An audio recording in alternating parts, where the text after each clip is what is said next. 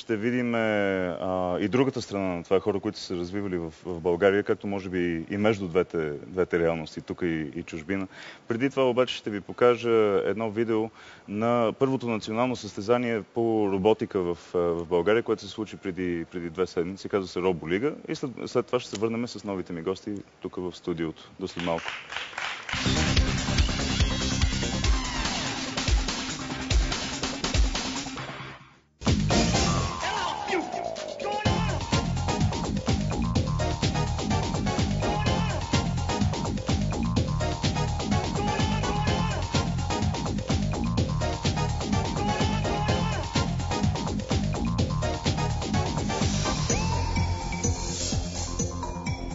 Който робот финишира пръв от 4-те съответно или 5-те робота, се класира за финал. Така има 4 групи и на финал отиват 4. Роботиката е много интересно нещо. Съчетава математика, физика и програмиране на едно място. Всъщност по-интересното на мен е, че едни малки дребни неща се гонят и се чупят едно в друго. И по един начин съживяват едни предмети, които сами по себе си са малко сухи, ако трябва да сме честни. Днес сме в Роболига, първото национално състезание по роботика в България. И много искам да ви покажа какво се случва тук, защото наистина съживяват тези неща.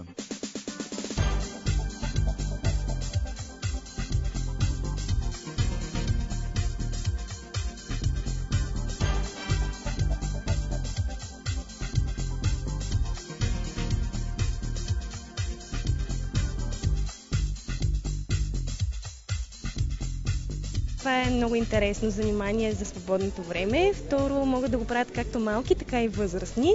Така че е много подходящо занимание за семейството, както за малки ученици, да кажем, така и за студенти. А какво е точно заниманието?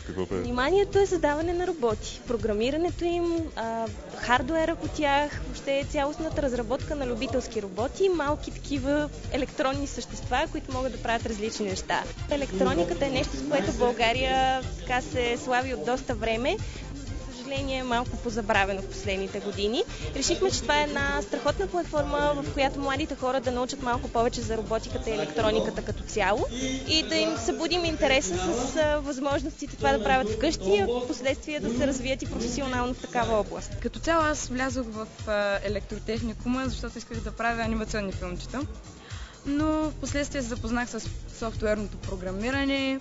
После покрай него се запознах и с хардуера и в крайна сметка реших, че трябва да ги комбинирам и затова се включих в отбора.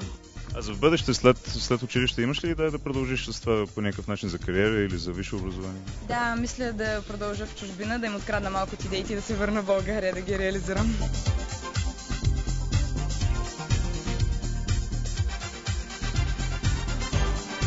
Това е модел на 3-координатна машина.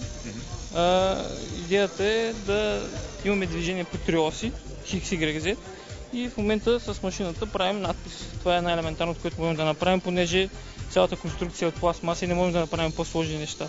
Тези знания, които съм натрупал, ги развивам, като ги ползвам и правя някакъв макет на нещо, което съм учил и виждам реално нещата как работят.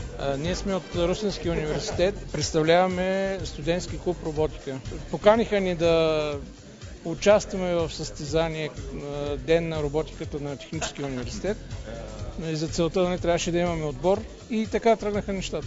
И финансирането дойде от университета. Роботиката представлява лесно, т.е. може да бъде лесна и занимателна, когато се правят такива наглед играчки, но всъщност тук са включени много знания и умения трябва да притежават. Аз това им го демонстрирах по време на когато сгубяхме тия роботи. Професионална гимназия по техника и електроника Михайло Василий Шелмосов, град Горна Оряховица. На Роболигата участваме за първи път с наш отбор. Отборът в момента се състои от 6 човека, а в самия клуб има записани 20 деца. Ние всъщност политиката по насочване на младите хора към роботите провеждаме вече 3-та година. Започнахме с един проект по програма Леонардо да Винчи трансфер на иновации. Когато участваме в състезание, ние мерим сили и виждаме ние къде сме и оттам насетне определена посока, в която трябва да акцентираме при нашето развитие. Част от средствата набавяме по проект Успех. Всъщност клуба е регистриран по проект Успех, програма на МОН, която финансира извънкласни извънучилищни дейности. Другите средства се справим по някакъв начин, намираме ги чрез дарения или пък съответно от бюджета заделяме за развойна дейност.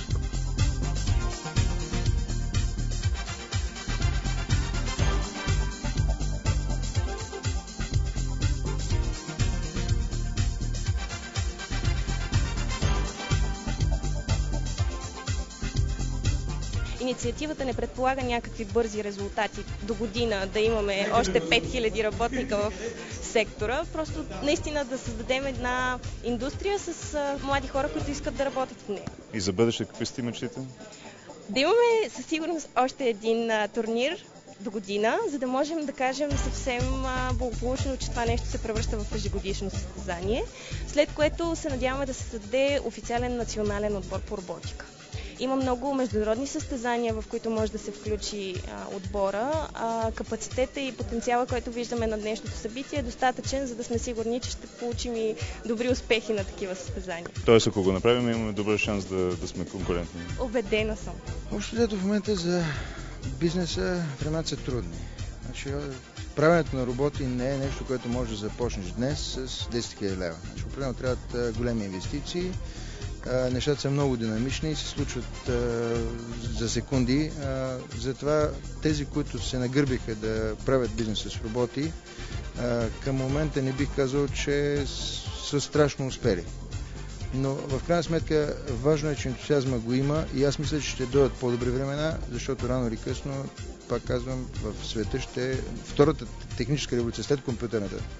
Първата беше компютърната. Така, не, че първата революция техническа е компютърната, но в наше време първата беше компютърната, следващата предполагам да е с роботите.